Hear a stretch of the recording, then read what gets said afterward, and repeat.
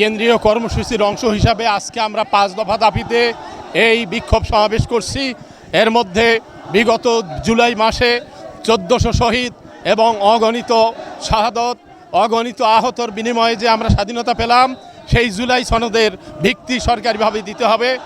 এরপরে পিআর পদ্ধতিতে নির্বাচন দিতে হবে এবং এই 14 দল যারা বিগত সময়ে ফ্যাসিস্ট সরকারের আমলে ক্ষমতায় থাকার কোলবালিশ হিসেবে ব্যবহার হয়েছিল, তাদেরকে আইনিভাবে নিষিদ্ধ করতে হবে এবং সবাইকে রাজনৈতিকভাবে লেভেল প্লেয়িং ফিল্ডের সুযোগ দিতে হবে। আগামী ফেব্রুয়ারি মাসে সুষ্ঠু ভোট দিতে হবে।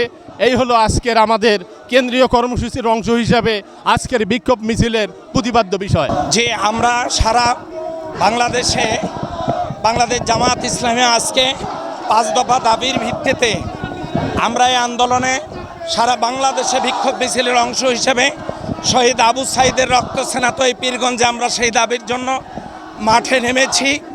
পিআর পদ্ধতিতে নির্বাচনের লেভেল প্লেইং ফিল্ড তৈরি, স্বৈরাচার এবং তাদের দোসরদেরকে নিষিদ্ধ করো এবং আগামী ফেব্রুয়ারি মাসে অবাধ সুষ্ঠু নিরপেক্ষ নির্বাচনের এই দাবিতে 5 দফা দাবিতে আমরা মাঠে আন্দোলন করছি।